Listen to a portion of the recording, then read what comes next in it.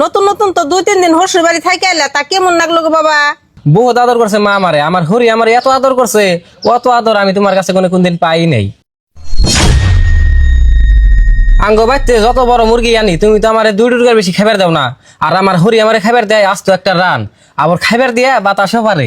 ও তাহলে 2 দিন ধরে বিয়ে করে হারাল্লা না, আজকে তোমার মার থেকে তোমার হরি ভালো হয়ে গেল গা।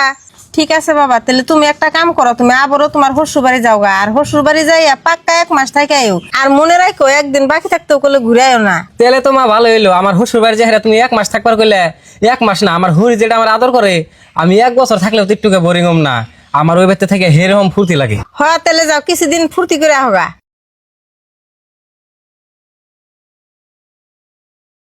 মা মা কি কর গেদি?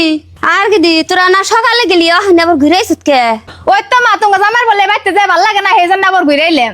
আম্মা এই রোদের মধ্যে এত রাস্তা কষ্ট করে আইলাম, আঙ্গ কি ঘরে যাবার কবেন না? হ বাজার যাও যাও, ওই ঘর ফ্যানের তলে যাবো, হগা যে যাও। ন তাহলে আমরা ফেনার তলে যাবো হিগে। 3 দিন ধরে জামাই রাত বেড়ে খাওয়াইলাম, তাও জামাই ঘুরে আইছি।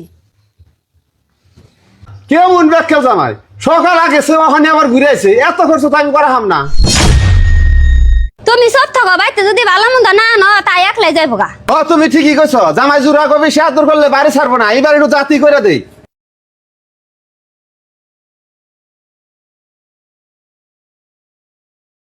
ধরো জামাই তোমার শ্বশুর তো বাইতে না করা, ঘাস কেটে নিও গা গরুর নিকে। আম্মা এটা নে কেমন কথা কইলেন, আমি আনে গো মেয়ের জামাই, আমার দিয়া যদি গরুর ঘাস কাটাইন মাইছে খারাপ কব না? না জামাই কি কব মানছে, 7 দিন ধরে না বইবা খাইতেছ, কড়া ঘাস কেটে নিও গা গরুর নিকে।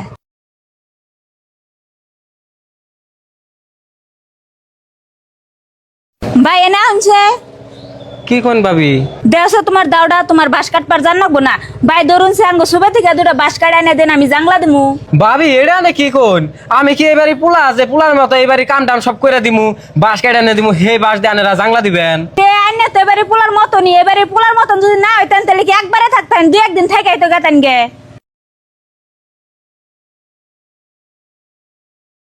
মা মা কি কর গেদা, আর তুই 1 সপ্তাহ না হইতা এ বছর তোর না আমি 1 মাস থাকবার কইছি। মা তুমি আমারে মাফ করে দিও, আমি আজকে বুঝলাম যে পৃথিবীতে মায়ের থেকে আপন কেউ হয় না।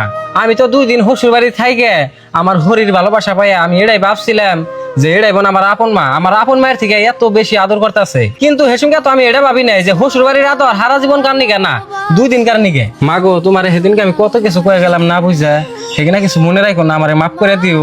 হে পাগল পোলা, মায়ে কোনোদিন পোলাহানের কোনো কথা মনে রাখে? দেহ হরিতে যেমনি 2 দিন মুরগির রান খাওয়া বাদ দিয়ে দিছে, মা ওই রকম হয় না, মায়ে 1 টুকরাই খাওয়াকো হে সারা জীবন খাওয়াবো।